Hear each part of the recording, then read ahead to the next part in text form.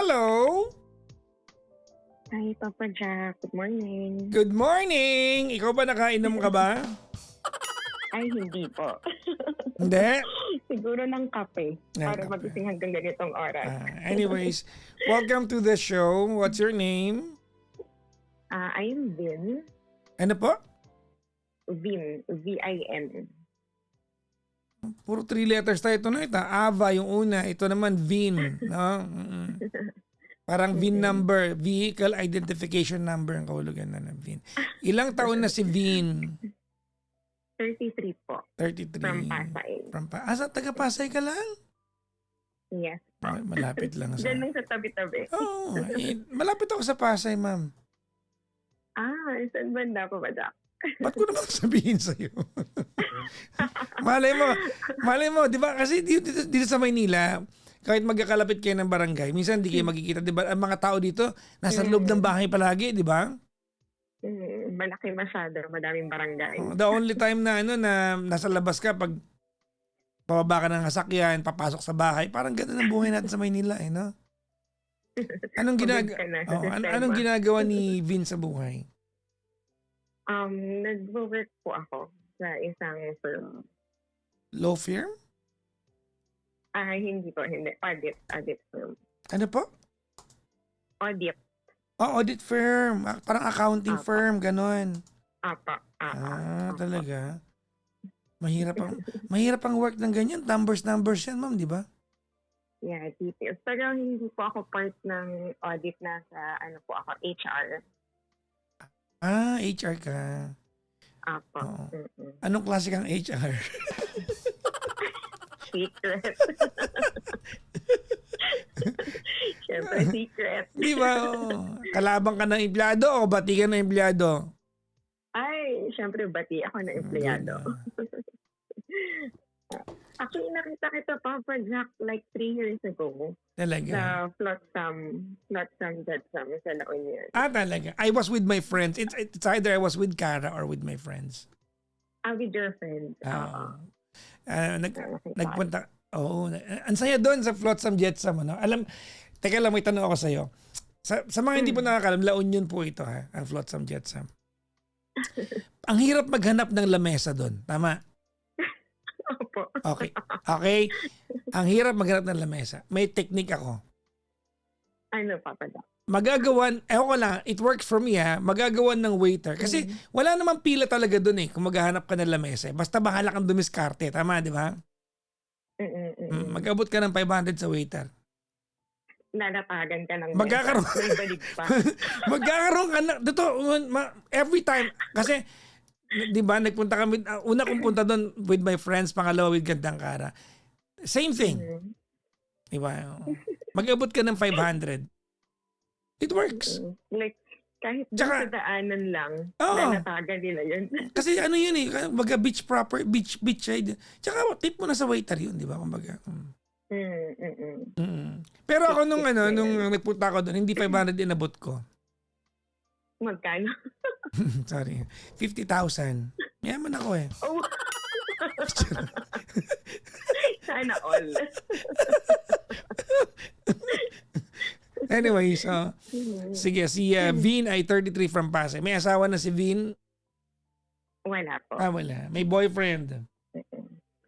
Meron po. Nako. May problema kayo? Meron. At balak mo mandamay? Manghihingi lang po ng advice. Okay. Makikinig po ako. Hindi po ako magtutuloy-tuloy. Hindi, okay lang. Ano ka ba? I mean, did you listen to the caller before you? Yeah, oo. Alam niyo, minsan magtataka kayo sa akin, bakit ang haba ng pasensya ko? Di ba? Ano yan di ba? Pero if you come to think of it, the very reason why this show even exists is for one purpose at all. Just for one purpose. Kasi nga naghahanap ng iba yung ng iba, no? Ng kausap. Bakit mo naman pipigilan, di ba? Wala naman sinasabi masama, di ba? Yeah. At so far yung mga nasa comment section natin, na-orient na sila diyan na alam nila na anong gagawin natin? Mm-mm. Diba? Yes. Mm-mm.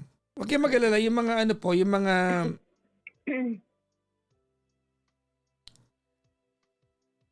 ano na lang, yung mga nagkukwento lang ng ano, ng tawag nito, ng walang katuturan, sinisingil ko na lang after. Oo. So, sisingilin ko si Aba. Anyways, charot lang. Sige, gano'ng katagal na kayo ng ano, jowa mo, ma'am? Actually, kaka 1 year lang namin itong June. Okay. So, to give a context na Jack. So, nakilala ko siya sa isang dating app. Mm-hmm. And then, we're talking for like more than a month before kami nag-meet. So, after more than a month, nagkita kami. Okay. And Okay, then, may tanong ako sa iyo. sumusunod- What was your intention when you created an account sa dating app? I'm looking for someone na maging partner, of course. Okay. Kasi I am 33 years old din, no? So I am exploring. And then, yung mga friends ko, nag-suggest sila, sige, try mo yung dating app. Mm-hmm. Baka sakaling mag-work. Ayan. Okay. So, after months, nagkita kami. So, tuloy-tuloy yung labas namin for like almost a month din yung labas namin. Define So, to yung me, labas labas. Kasi, you know exactly what I'm asking. No? Yeah. Ano ang kahulugan ng labas? I mean, was it just coffee date, di ba, pasta date, Yes, or were you having sex na? No. Coffee date, hatid sundo sa office, Okay. dinner, So, ganun. kumbaga, No it touch. was a very respectful hangout. Yes. Okay, that's good. Very respectful hangout. Walang touch, walang holding hands, wala. Even beso, wala. Wala. Kahit amoy-amoy? Amoy-amoy. Walang ganon? Wala. Okay, For a that's month. good. I like that. Tapos? So I admire him kasi parang feeling ko, I think he's okay. He's good. Kumbaga disente. Opo. Okay. And then, ito na yung plot twist, Papa Jack. After a month, umamin siya sa akin na kasal na siya. Okay. And then, may anak siya, isa. Mm-hmm. Pero, hiwalay na sila for more than 2 years. Hiwalay, pero hindi allowed. Like, hindi sa paper. Okay. Like, hindi na sila nagsasama, hindi na sila nag-uusap, and hindi niya na din nakikita yung anak niya. Okay. Kasi medyo tragic yung reason kung ba't naghiwalay sila. So, huwag natin pag-usapan yung kwento nila yan. Apa. Ayan. So, the night na inamin niya sa akin yun, kasi ako before, Papa Jack, to be honest, hindi ako open-minded sa ganun.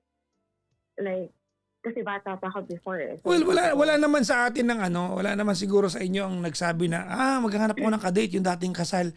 Wala naman ganon. Normal naman. Wala naman ganon, di ba? So, my initial reaction was, na-shock ako.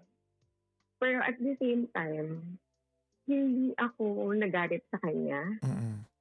Hindi ako... Teka lang muna. Sorry, I lost it. Nung tinamin niya yan, how long have you been going out? Bali, 1 month. Okay. Opo, 1 month. He must like you that much para umamin ng mga bagay na sacred sa kanya. Opo. So, kaya hindi ako nagalit sa kanya, Papa Jack, nung inamin niya sa akin yan. Kasi feeling ko that night, he's really sincere.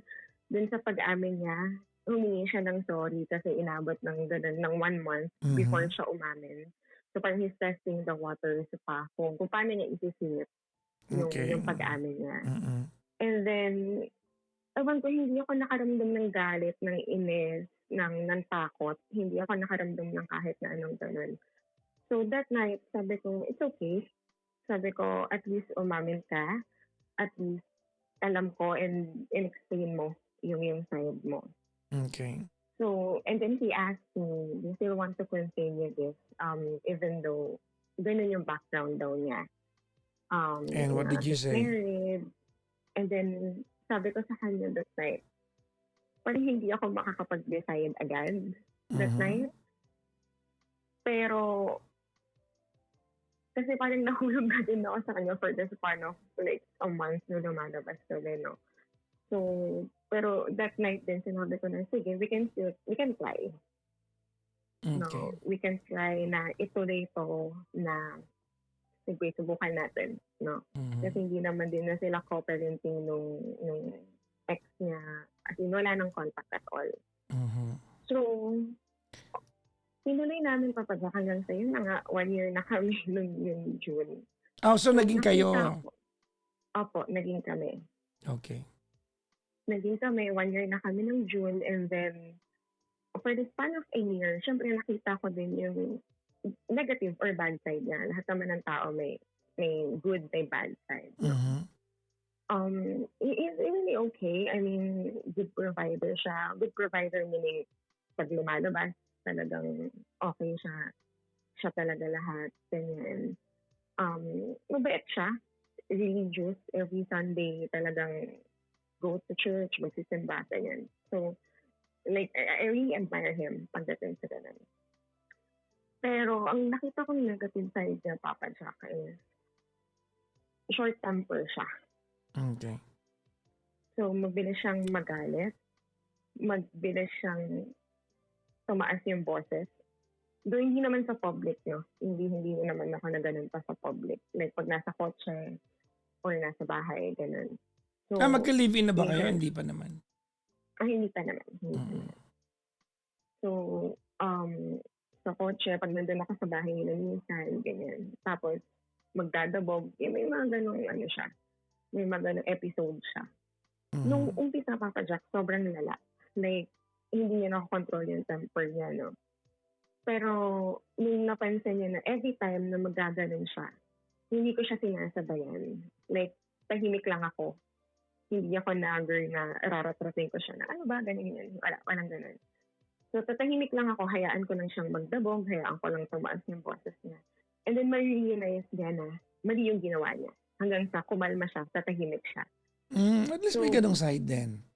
Opo, oo. So, ganun yung nakita ko na parang, effective to. Effective yun sa kanya. And then, nag-improve naman siya, Papa Jack. Naging malumanay na siya, ganyan. Naging okay naman siya. And then, recently, nung March, ito na yung isa pang plot twist. Nung March kasi, na-access ko kasi yung phone niya. Like, binigyan niya ako ng access sa phone niya.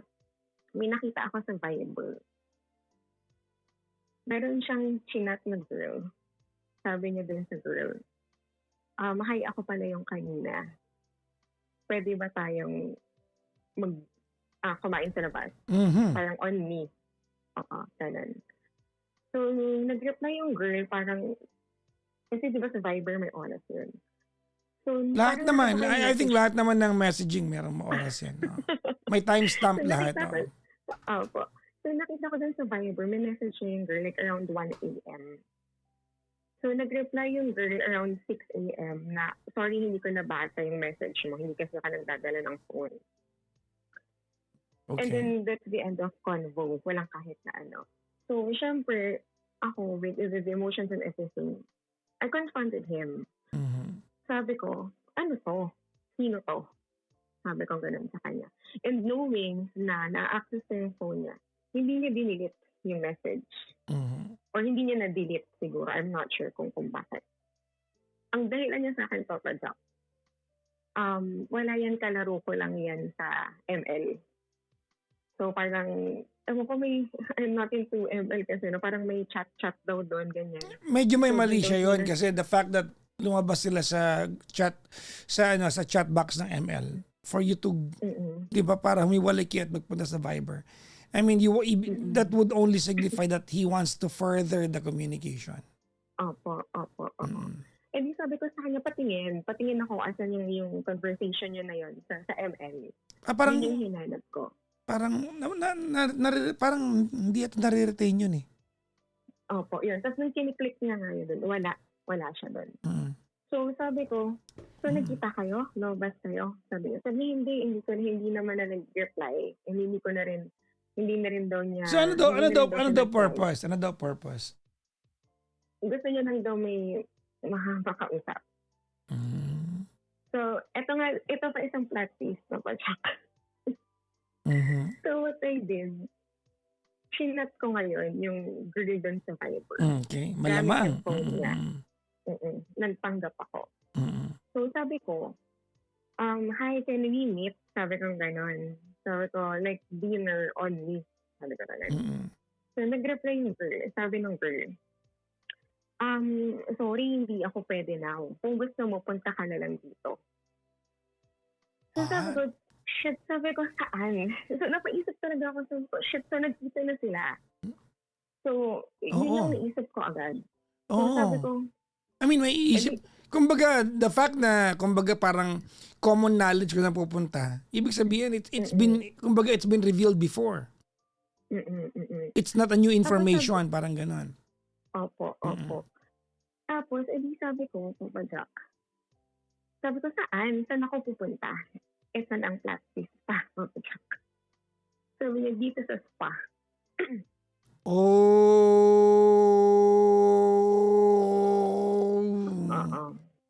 Okay. So, sabi ko sa kanya, Papa Jack, sabi ko, sa spa? Sabi ko, nag-spa ka? Sabi ko, gano'n, hindi ko alam na nag-spa ka. Parang, the night before that happened, nag-dinner pa kami, Papa Jack. Tapos pag uwi niya, doon pala siya nagpa-spa daw. Tapos edi ang ginawa ko, sabi ko dun, sige, book mo ko, schedule mo ko dyan around this time. Around 8 p.m., I'll go there. Magpapaspa ka din. Gusto mo makita. Opo. So, nagpanggap ako na siya. Na sige, i-book mo ko, ganyan, ganitong oras, ganyan. Kaso sabi niya, tama na. Sabi niya, ganyan. Hindi naman, wala naman daw nangyari sa kanila. Nagpa-massage lang daw siya. And then, kinuha niya yung number ni ate. Kasi nga, syempre, di ba, pag gusto yung hilot, ganyan, hinin yung number para... Ba't niya niyayayang kumain? Ayun nga po. Sabi ko, ano yung reason mo? Sabi ko, bakit niyayang ko? Alam mo, Papa Jack, pero unang pumasok sa isip ko, sabi ko sa kanya, ano ba, nangangapit ka ba? Sabi ko ganun sa kanya. Sabi ko, nangangapit ka ba? Sabi ko, ano ba? Sabi ko, hindi ka ba, bakit mo ginawa sa akin yun? Sabi ko ganun sa kanya. Oo, walang nangyari sa inyo. Sabi ko, paano kung pumatol? Sabi ko, paano kung pumatol yung babae? Wait lang muna. Were you able to find out? Ano yung, saan yung spa? Pinuro niya sa akin, but I'm not sure if he's telling the truth, no? Pero hindi na ako pumunta dun sa spa talaga na nung nagpabook ako, hindi na. Kasi I don't want to make a... Kasi, di ba, by knowing the place, alam mo naman kung may extra service dun eh. Ano yung tinuro niya, wala. Wala namang, dun. Wala namang... So you practically have no way of knowing whether that is the real spa. Yes. Opo. Oo. Tapos, ayun na. So, sabi ko, that night, sabi ko, nung nalaman ko yun, nakikipaghiwalay na ako. Sabi ko, hindi na tama to. Sabi ko, I trusted you. May tanong ako sa'yo, Vin. Kulang ba kayo sa sex? Hindi pa ba, Jack? Like, we are active. Hindi, okay lang. Huwag ka mahiya. Ginagawa niyo naman. So, kumbaga, we're not justifying it na napagkulang dapat magloko ka. Tinatanong ko lang, ha? Oo. Okay. We are active. So, feeling ko, naghanap lang siya ng ibang kausap. Hindi ko talaga alam. I don't want to, hindi siya valid reason, no? Pero kasi after nung breakup nila, nung ex niya, so parang naging sheltered siya, hindi siya lumalabas. Like, sorry, I'll stop you there, Vin. I'll stop you there, no? Kasi you are the ones telling me about yung ginawa na lalaking to sa'yo. And yet you are the same person justifying it to me now. Yeah, sorry. Sheltered siya, hindi siya lumalabas. So, ano ngayon? Ayun. Tapos, nung gabi niya, nung nalaman ko, talagang nakikipaghiwalay na ako, Papa Jack. Sabi ko, ayoko na. Sabi ko, pinagtatiwalaan kita. Tinanggap kita ng buong-buo. Kahit alam ko yung story mo. Sabi ko, ganun. I trusted you. Sabi ko, ganun sa kanya. Before nun, pag lumalabas siya with his friends, like, hindi naman siya madalas lumabas, no? Parang isa, dalawang beses nga lang siya lumabas with his friends, no? So parang confident ako na wala siyang gagawin. Mhm. But after that happened, so ayun nga, gusto ko na makipagwalay, hindi natuloy. Kumaga, humingi siya ng sorry. Sabi niya hindi na daw niya uulitin. Pero hindi Hindi na-establish, ako, 'di ba, what exactly was his plans and oo. purpose? Why in the first place would he ask another girl, regardless kung kahit ba nakilala niya sa gasolinahan yan, sa convenience Mm, store, sa restaurant, kahit pa, why is there a need for you? What is the purpose? Why would you even dare ask another girl oo. for a meal out? Teka lang ate, yung anak ko nanonood sa live natin, nagpapadala pa ng gift. Huwag ka magpadala ng gift klong-klong dahil yung gift kanila rin galing yan. Sorry. Oo. Okay, tuloy. Gising pa siya. Tapos, Ayun. So, I asked him, sabi ko, bakit mo ginawa sa akin yun? Sabi mm, niya, ang sagot niya lang sa akin, pabagak, hindi ko alam. Yun yung mm. sagot niya sa akin, hindi ko alam. So, parang naisip ko na, ano ba, tinetest ba ako nito? Hindi ko sobrang gulong-gulo yung utak ko that I'm time. sorry. Let me. Do you want the inconvenient truth? I'm sorry? Do you want the inconvenient truth? Mm-mm. Di ba? Sabi niya sa'yo, hindi ko alam kung ba't ko nagawa yan. So, kumbaga, it was Mm-mm. just a stupid decision that he's done. Tama? Opo. Okay. Mm-mm. Whether you hate me or not, alam mo totoo yon. Ganyan ka-mindless sa ibang mga lalaki. Yung Mm-mm. nagme-make sense sa kanila yung kawalang yaan nila kapag may repercussion na. Mm-mm. Pag nandiyan na yung consequences, pag mahuhuli na sila o nahuli na, then it makes sense to them, di ba? Why in the first place, dapat din nila ginawa. Mm-mm. Mm-mm. Yung anak ko nag-comment ng OMSIM, gumaganon pa oh. OMSIM. Okay, Tapos tuloy mo yung kwento yun, mo. And then what happened? opo. And then, pinatawag ko siya. Naging okay kami. Tuloy-tuloy. Pero alam mo yung feeling, Papa Jack, na lagi ka nung naghihinala. Ay, well, ayan talaga yung ano niyan. Ayan Oo. talaga yung byproduct ng ano, I mean, Consequence ng ginawa niya. I mean, sorry pero gaano mo man turuan ng sarili mo na wag na magduda, hindi mo pwedeng hindi mo maramdaman yan kasi Mm-mm. alam mo na had it been hindi mo nakita yung chat na yon, you would have Mm-mm. believed na Hindi ko malalaman yun. ang tanging flaws ng pagkatao niya ay short-tempered siya. Mm-mm. Tama, di ba? Mm-mm. Opo. Okay. So, yun. So, parang every time na mag-aaway kami or may pagtatalo kami, na babanggit ko yung issue na yun, yung cheating issue na yun.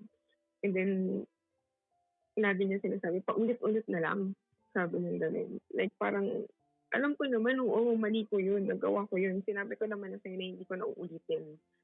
Magtiwala ka naman sa akin, sabi niya ganun. Tapos sabi ko sa kanya, may tiwala naman ako, kaso sinira mo. Oh! Sabi ko ganun sa kanya. Oh. sabi ko, pinagkatiwalaan kita kasi sinira mo. Mhm. Sabi ko, kaya ako ganito ngayon kasi ikaw naman yung may kagagawan nun eh. Tapos parang kasalanan ko pa na every time na mababanggit ko yun sa kanya. Mhm. Yung cheating issue na yun. So, tapos, recently lang din, may nabasa ko dun sa chatter niya. Parang ka-chat niya yung ka-work niya. So, parang tinanong siya, may kinakasama ka ba ngayon? Sabi niya wala, solo flight ako ngayon. So parang may kinakasama or may girlfriend ka ba ngayon? Parang ganun yung question nung girl.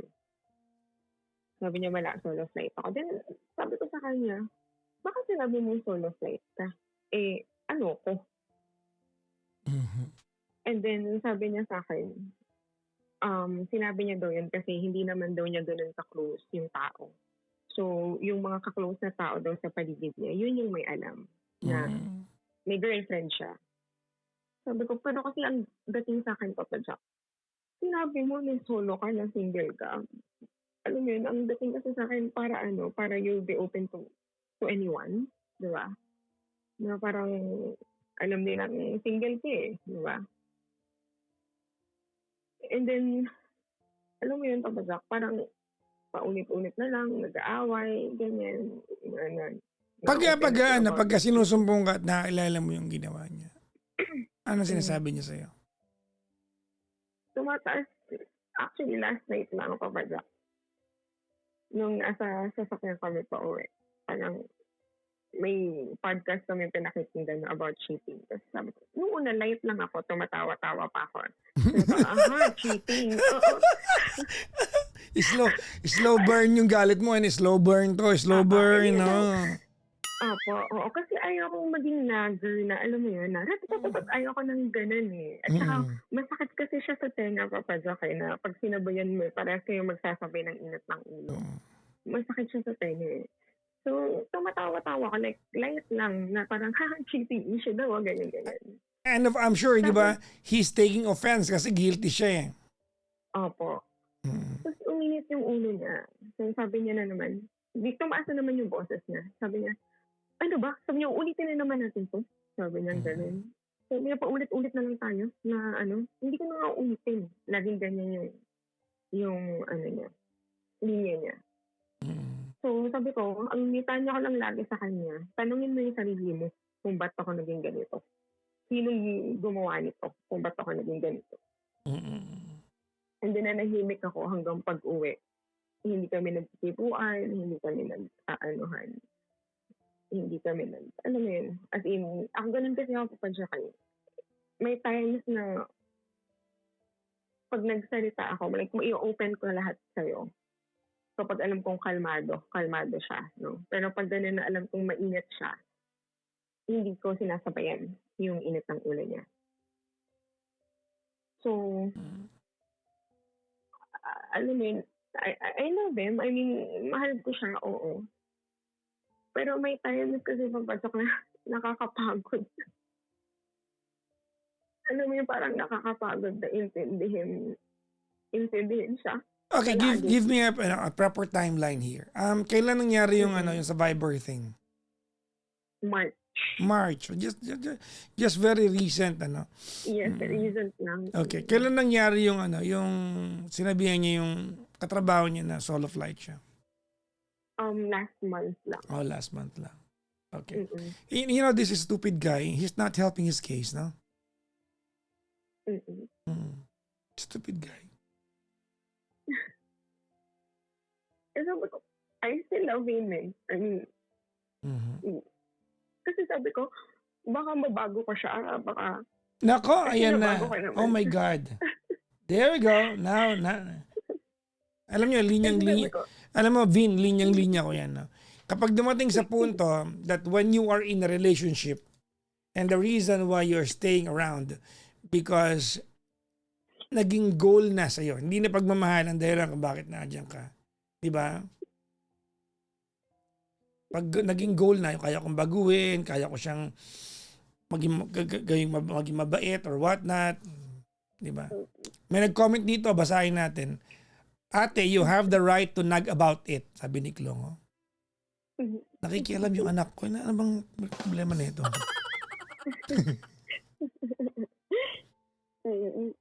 So parang hindi ko alam kung bibitawan na ba ako. Yes. Or yes. Of course.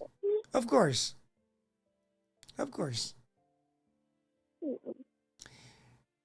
If kayo mga lalaki kayo, if you cannot handle, 'di ba, yung wrath, no? Or yung attitude ng babae after niya lokohin, huwag kayo magloko. As simple as that. No, don't cross that line. 'Di ba? I'll let you in sa sa utak ng mga lalaki, no? Every man, lahat ng lalaki will bear stupid thoughts. Lahat 'yan, no exemptions. Me and all the men in the world, lahat may stupid thoughts yan. Meron yan, di ba? Meron yang sinok sa utak, lahat yan, no? Ang sukatan ng ng pagiging lalaki, Di ba? Ang sukatan ng pagiging mabuting lalaki sa partner, hindi naman, not in general sa buhay, but sa partner is how you control the monster inside you. That it does not manifest in real life. Yan. And to be fair, kahit babae naman may sinok din kayo sa utak Di ba? Kaya lang, kayo kasi mas ano kayo kumbaga mas kontrolado niyo yung mga sarili niyo. No.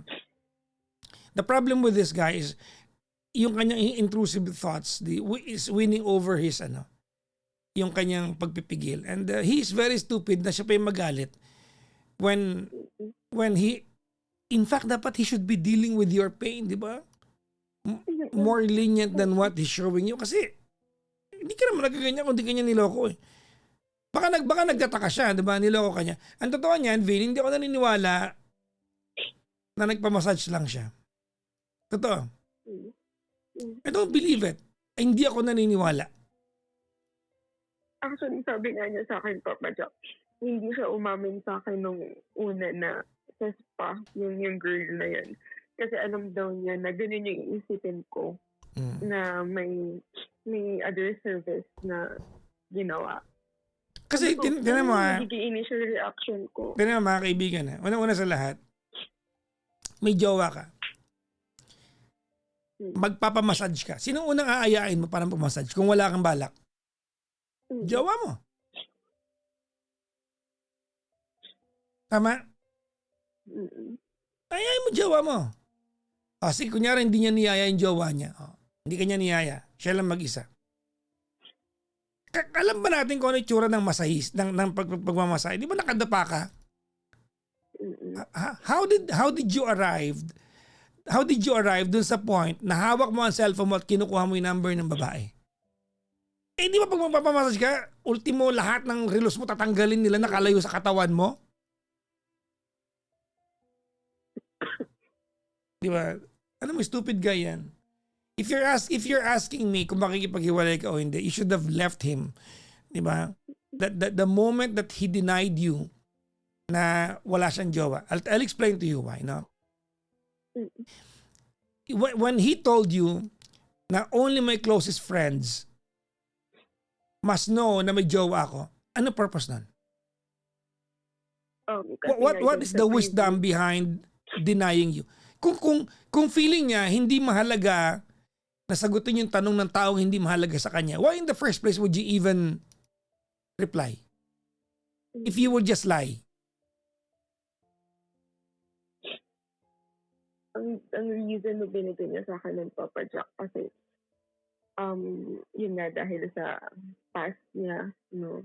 So parang ayaw niya na lang na mapag-chismisan siya kasi may girlfriend na siya, ganun. Sabi ko sa kanya, akala ko ba lagi may sinasabi, wala kang pakialam sa sasabihin ng ibang tao? Wala, alibay na lang niya yun. That's just alibay lang niya yun. Wala, there's no wisdom, walang talino behind the reason why he is denying na may jowa siya. Di ba? Hanap kasi kayo ng hanwan jojowain online, bida dyan na manyak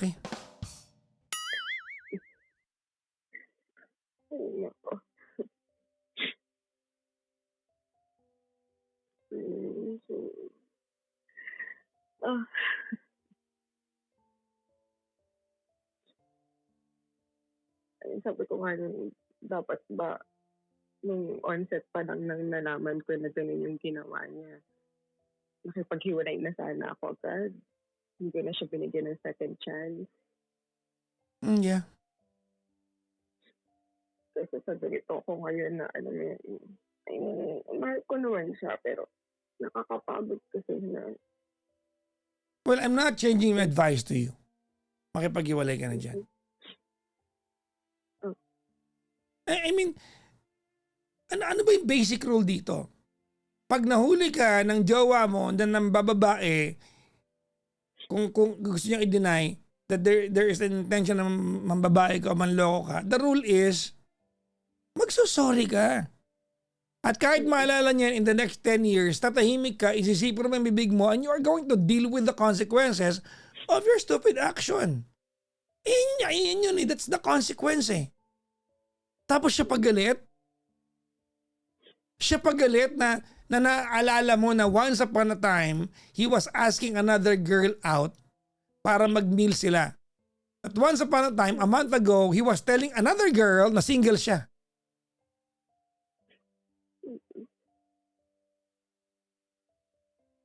Diba?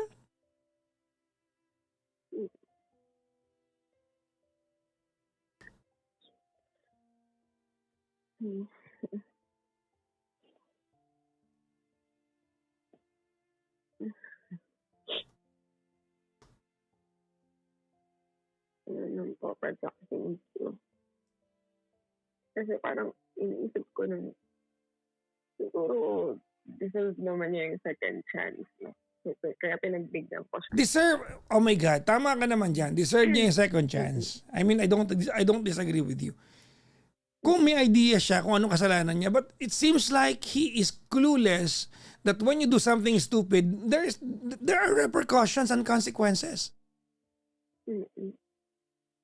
But he is stupid enough na parang wala siyang clue. Mm-mm.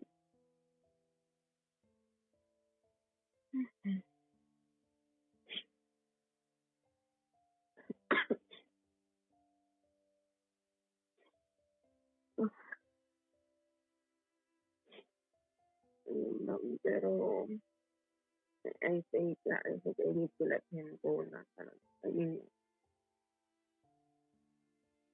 sabi ko nga, katulad ng caller kanina, no? Parang sabi niya, ilang taon na daw siya, baka wala na siyang mahanap.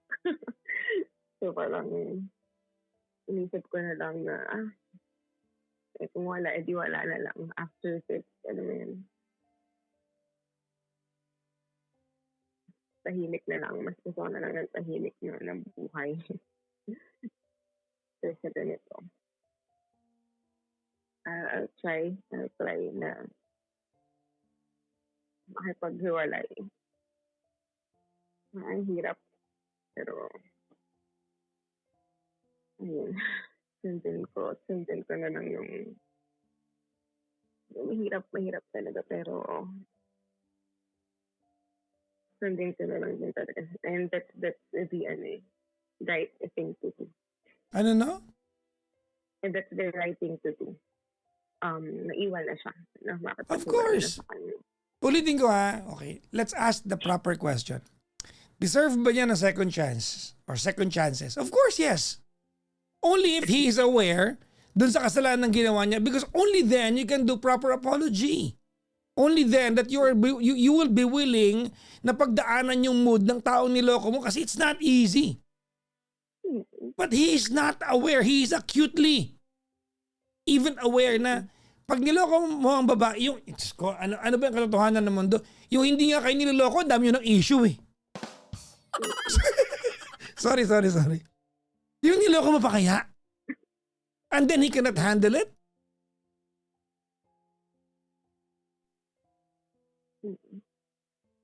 Diba? Yung wala kang ginawa sa inyo, ang dami yung... Ang daming galit sa akin dito, sorry. Totoo naman, ang dami nang dapat i-secure sa inyo nang walang ginagawa. Diba? Kaya nga dapat pag lalaki ka, willing kang i-secure lagi yung jowa mo. Eh yung pa kayang may ginawa ka, tapos magagalit siya na naaalala mo. I mean, is he stupid? Hindi ba niya kayang itikom yung bibig niya? Na pag naalala mong niloko ka niya, baka sabihin niya hindi ka niya niloko ka niya, period. Hawakan na lang yung kamay mo at mag-sorry, patayin na lang siguro yung pinapanood nyo. Sinood kasi kayo ng podcast eh. Kaya tuloy. Pinanood ka namin yung yung interview mo with Karen and Tito Mikey. Ang daldal ko dun. Sorry. Yeah. Nakuha mo yung point ko? Yun na nga lang yung wala kang ginawa sa girlfriend mo, sa wife mo, sa jawang babae. Yung wala kang ginawa eh. There's a laundry list of what you need to do to secure Kasi constant dapat yan sa mga lalaki. We should be giving that to you constantly. Yung wala kang ginawa. Ano pa kaya yung may ginawa ka, nahuli ka twice? Matter of fact, baka yun lang ang nahuli mo. Ayun na nga.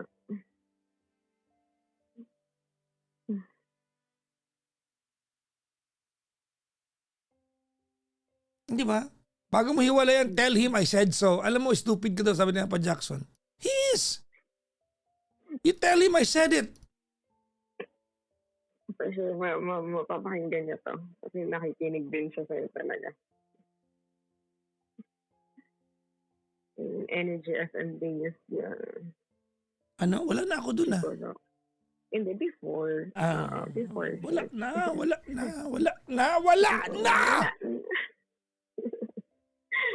Pwede si Chico.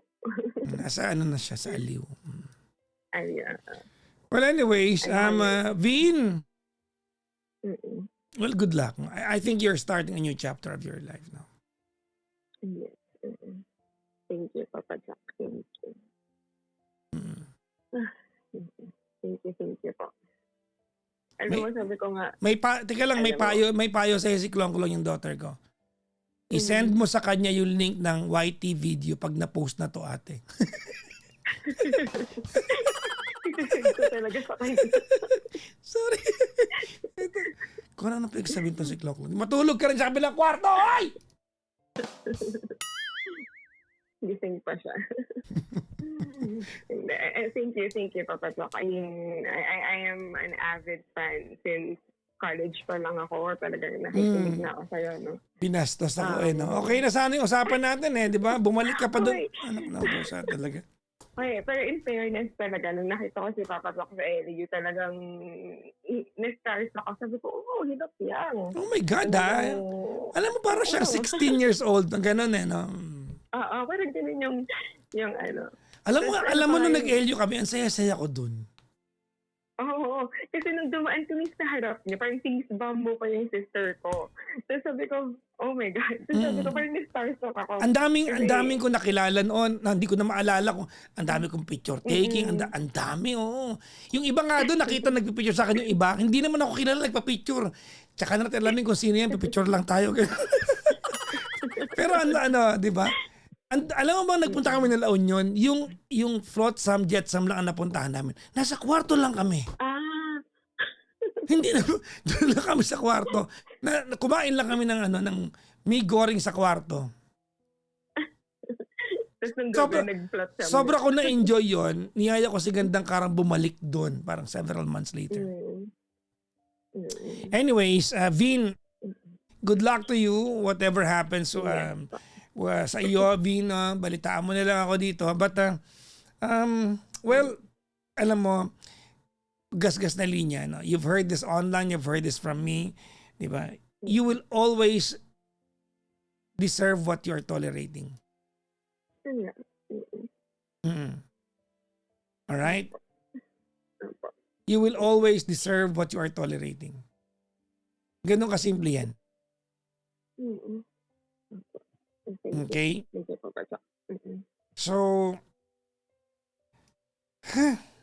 nabibubusit lang ako dyan sa...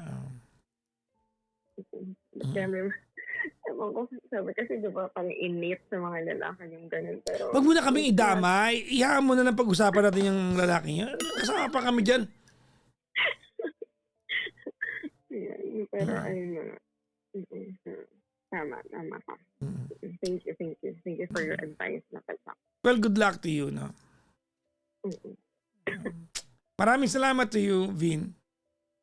Thank you. Bye-bye. Thank you po. Thank you, bye-bye.